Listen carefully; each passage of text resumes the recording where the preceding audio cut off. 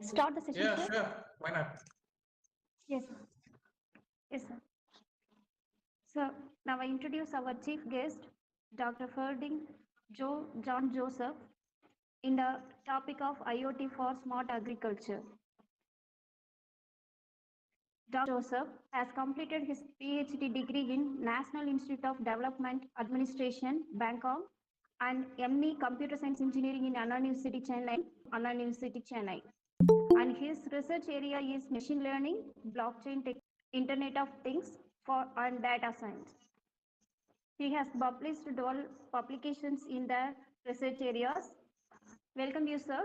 It's immense pleasure to invite him to deliver his speech. Sir, please. Okay. So I would like to share my entire screen now. So I request all of you not to click on the present screen button any point of time of the presentation.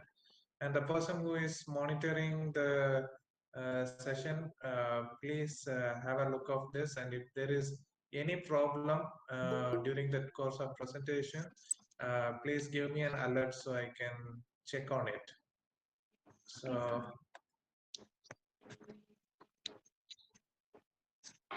since I'm in the full screen, see whether I'm still in the presentation mode or it's gone, something like that.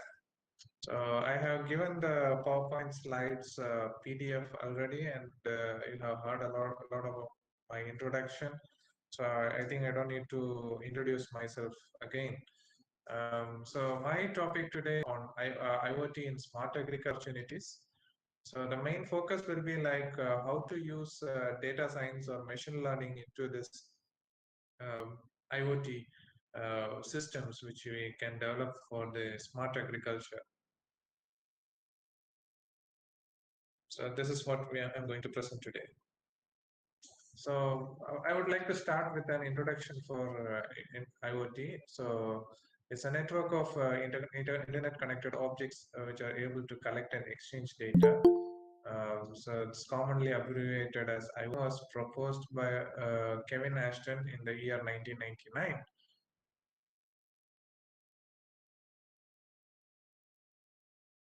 Machine-to-machine technology.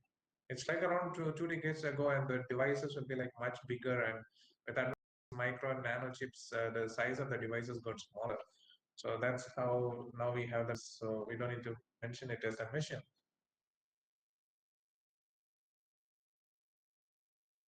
Like this is the Garmin for years.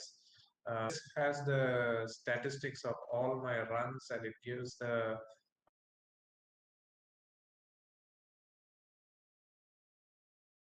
to track my performance during the marathons. So this is quite a good example. I mean, I can say it is like a daily life example where we use the IoT devices for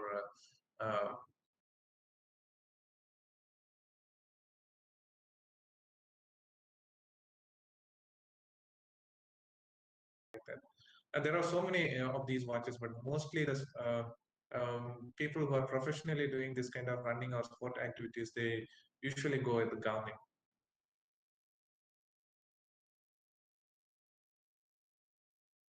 Inbuilt GPS sensor and GPS coordinate markers, all those things are quite impressive. So it's the size of the watch, so you don't need to carry any other devices other than just connect your mobile phone in Bluetooth mode.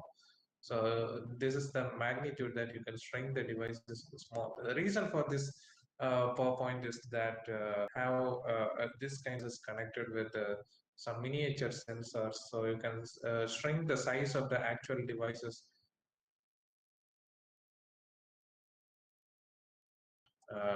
Do the same activities as the bigger devices.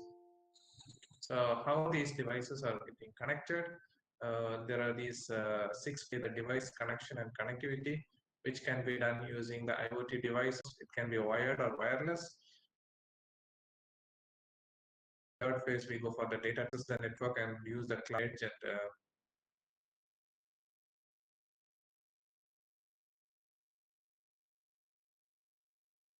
and data through the IoT devices.